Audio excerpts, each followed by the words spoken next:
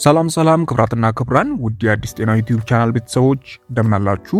በዚህ ቪዲዮ ላይ እድሜ 40 ካለፈ በኋላ ስለሚኖር የአይን ጤና የምንመለከት ይሆናል። ከ40 ዓመት እድሜ በኋላ የአይን ውስጥ ያለው ሌንስ የመለጠጥ አቅሙን ማጣት ይጀምራል። ይህ የተፈጥሮ ሂደት ደግሞ ፕሬስባዮፒያ ይባላል። ነገር ግን እድሜ እየጨመረ ሲሄድ እንደ ግላኮማ፣ የአይን ሞራና የእይታ ነርቭ መበላሸት የመሳሰሉ ከባድ የአይን ህመሞች ተጋላጭነት ይጨምራል። እናም በዚህ ቪዲዮ ላይ እድሜ 40 እና ከዚያ በላይ ቢሆንም እስከ ህይወት ፍጻሜ ድረስ የአይን እይታን ንቁና ጥራት ያለው አድርጎ ለመቀጠል የሚረዱ ሶስት ዋና ነገሮችን የምናየው ይሆናል። እነዚህም እንግዲህ ሳይንሳዊ መንገዶችን፣ ልትመገቧቸው የሚገቡ ምግቦችንና በፍጹም ልታደርጓቸው የሚገቡ አይንን ሊጎዱ የሚችሉ ልማዶችን እንዲሁም አጠቃላይ ጥንቃቄ ማድረግ ያለባችሁ ነገሮችን የምናይ ይሆናል ማለት ነው። ቪዲዮን እስከ መጨረሻው ተከታተሉ። ይህንን ቻናል ሰብስክራይብ ያላደረጋችሁ አሁኑኑ ሰብስክራይብ በማድረግ ቤተሰብ ሁኑ። አሁን በቀጥታ ወደ ጉዳይ ሳልፍ የመጀመሪያውና ትልቁ መከላከያ የሚጀምረው በኩሽና ውስጥ ነው።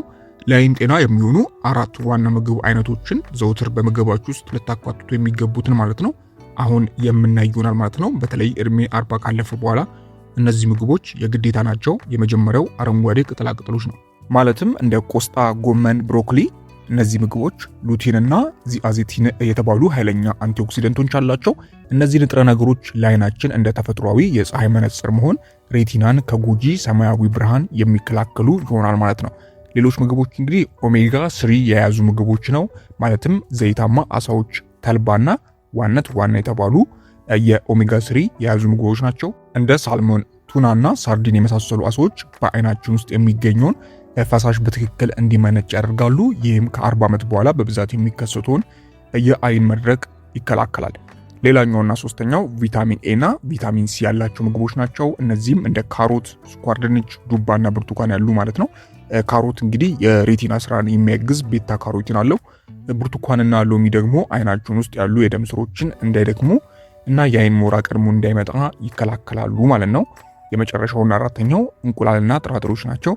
የእንቁላል አስኳልን ዚንክ ስላለው ቫይታሚን ኤ ከጉበት ተነስቶ ወደ አይን ሬቲና እንዲጓዝና ሜላኒን የተባለውን መከላከያ ቀለም እንዲያመርት ይረዳዋል ማለት ነው። ስለዚህ ዋና የተባሉ ከ40 ዓመታችሁ በኋላ ልትመገቧቸው የሚገቡ ከአይን ጤና ጋር ተያይዘው ዋና የሚባሉ ምግቦች እነዚህ ናቸው። አረንጓዴ ቅጠላቅጠሎች፣ ኦሜጋ 3 የያዙ ምግቦች ማለትም ዘይታማ አሳዎች እና ተልባ። ሶስተኛው ቫይታሚን ኤ እና ሲ ያላቸው ምግቦች ናቸው። ማለትም ካሮት፣ ስኳር ድንች፣ ዱባ፣ ብርቱካን ናቸው። እንዲሁም አራተኛው እንቁላልና ጥራጥሬዎች ናቸው። እነዚህ ምግቦች እንግዲህ በየዕለቱ ያመጋገባችሁ ገበታ ላይ ልታካትቷቸው የሚገቡ ወሳኝ ምግቦች ናቸው። ሳትሰለቹ በየዕለቱ እነዚህ ምግብ ማካተት ይኖርባችኋል። እስቲ አሁን እይታን እስከ መጨረሻው ለመጠበቅ የሚረዱ 3 ሳይንሳዊ መንገዶችን ልንገራችሁ። የመጀመሪያው ምግብ ብቻውን በቂ አይደለም። የአኗኗር ዘይቤያችንና የሕክምና ክትትላችን ማስተካከል አለብን። የመጀመሪያው በየዓመቱ አጠቃላይ የአይን ምርመራ ማድረግ ነው።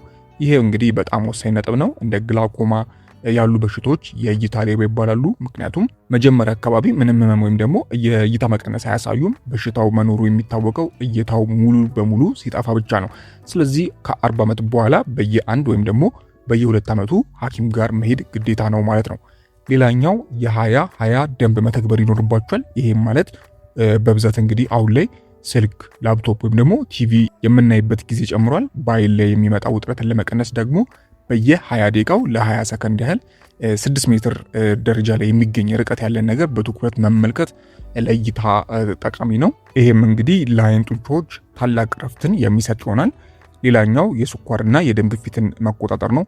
ስኳርና ከፍተኛ የደም ግፊት በአይናችን ጀርባ ያሉትን ጥቃቅን የደም ስሮች በመስበር ብዥታና ዘላቂ እውርነትን ሊያመጡ ይችላሉ። ስለዚህ የአጠቃላይ አካላችንን ጤና ለመጠበቅ የአይናችንን ጤና ስለሆነ በደንብ መጠበቅ ይኖርባችኋል ማለት ነው። ከ40 ዓመት ዕድሜ በኋላ የአይን ተፈጥሮን የመከላከልና ራሱን የማደስ አቅም እየቀነሰ ይሄዳል። በዚህ ምክንያት ወጣት ሳለን ብዙም ጉዳት የማያመጡ የሚመስሉ ልማዶች ከ40 ዓመት በኋላ ግን እይታን እስከ መጨረሻው ሊያሳጡ በሚችሉ ከባድ የአይን ህመሞች ላይ ቀጥተኛ ተጽዕኖ የሚያሳድሩ ይሆናል ማለት ነው። ስለዚህ ጥንቃቄ ማድረግ ያስፈልጋል ማለት ነው። ሁሌም በየዓመቱ የአጠቃላይ የአይን ምርመራ ማድረግ እንዲሁም 20/20 ያልኳችሁን ማለትም በየ20 ደቂቃው ለ20 ሰከንድ ያህል ረዘም ያለ ቦታ ማለትም እስከ 6 ሜትር ርቀት ላይ የሚገኝ ነገር ላይ ትኩረት በማድረግ ማየት እንዲሁም የስኳርና የደም ግፊትን መቆጣጠር አጠቃላይ ጤናንም መጠበቅ አስፈላጊ ነው። እስቲ አሁን በፍጹም ማድረግ የሌለባችሁን 5 ወሳኝ ጥንቃቄዎችን እንመልከት ከ40 ዓመታችሁ በኋላ ማለት ነው።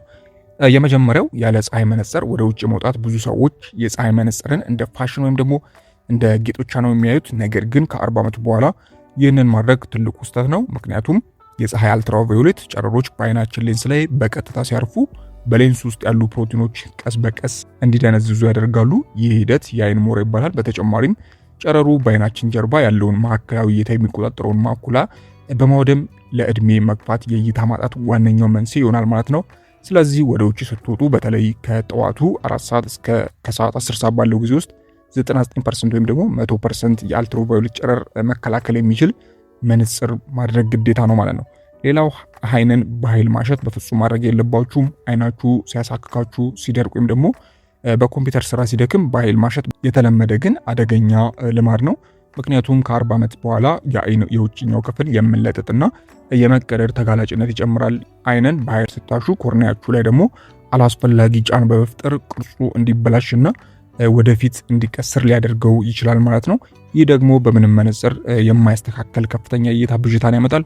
በተጨማሪም በአይን ዙሪያ ያሉ ጥቃቅን የደም ስሮች እንዲፈነዱ በማድረግ አይን ደም እንዲመስል የሚያደርግ ይሆናል። ስለዚህ አይናችሁን ሲያሳክካችሁ ወይም ደግሞ ሲደክማችሁ ከማሸት ይልቅ ንጹህ ቀዝቃዛ ውሃ መታጠብ ወይም ደግሞ የአይን ማለስለሻ ጠብቶችን መጠቀም ይመረጣል ማለት ነው። ሌላኛውና ሶስተኛው ሲጋራ ማጨስ ወይም ደግሞ ለሲጋራ ጭስ መጋለጥ ነው። ሲጋራ ለሳምባና ለልብ ብቻ ሳይሆን ለአይን ጤናም ቀጥተኛ ጠላት ነው። ሲጋራ ሲጨስ በውስጡ ያሉ መርዛማ ኬሚካሎች ወደ ደም ውስጥ በመግባት በአይን ውስጥ ያሉትን እጅግ ረቂቅና ስስ የሆኑ ደም ስሮችን ያጠባሉ። ይህም ለአይን ነርቮች የሚደርሰውን የኦክሲጅንና የንጥረ ነገር ምግብ መጠን በከፍተኛ ሁኔታ ይቀንሳሉ። ማጨስ ለአይን ሞራ የመጋለጥ እድልን በ2 እጥፍ እንዲሁም ለማኩላር ዲጀኔሬሽን የመጋለጥ እድልን በ3 እጥፍ ይጨምራሉ ማለት ነው። አራተኛው ያለ ሐኪም ትዕዛዝ የአይን ጠብቶችን መጠቀም ነው። በራስ ፈቃድ መጠቀም አይናችን ሲቀላ ወይም ደግሞ ሲያሳክከን ፋርማሲ ሄደን የአይን ማስታገሻ ጠብታ ስጡን ብለን መግዛት መጠቀም በጣም የተለመደ ስህተት ነው።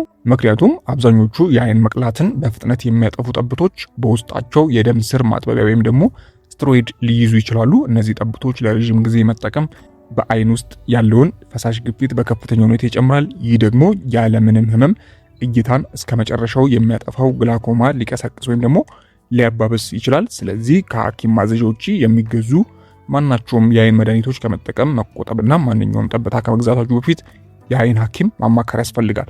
የመጨረሻውና አምስተኛው በጨለማ ውስጥ ስልክ ወይም ደግሞ ላፕቶፕ መጠቀም የለባችሁም። መብራት ከጠፋ በኋላ ስልክ መጎርጎር ወይም ደግሞ ቲቪ ማየት በአሁኑ ዘመን የብዙ ሰው ልማድ ነው። በጨለማ ክፍል ውስጥ ስልክ ስታዩ ወይም የአይናችሁ ብሌን ብዙ ብርሃን ለማስገባት ሲል በከፍተኛ ሁኔታ ይከፈታል። በዚህ ጊዜ ከስልኩ የሚወጣው ጎጂ ሰማያዊ ብርሃን በቀጥታ በከፍተኛ ኃይል ወደ አይን ውስጠኛው ክፍል ይገባል።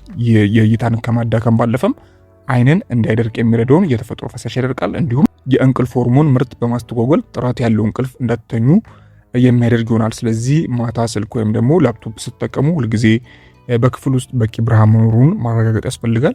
ስልካችሁ ላይም የናይት ላይት ወይም ደግሞ ብሉ ላይት ፊልተር መስተካከያዎችን ማብራት ይኖርባችኋል ማለት ነው። እንግዲህ ተመልካቾች እድሜ 40 ማለት የህይወት አዲስ ምዕራፍ መጀመሪያ እንጂ የእይታ መቀነሻ መሆን የለበትም። ዛሬ ያየናቸውን የተመጣጠኑ ምግቦችን በመመገብ የ20 ደንብን በመተግበርና ከሁሉም በላይ ደግሞ የአይን ሐኪም ዘንድ በመሄድ የእይታን እስከ መጨረሻው መጠበቅ ትችላላችሁ።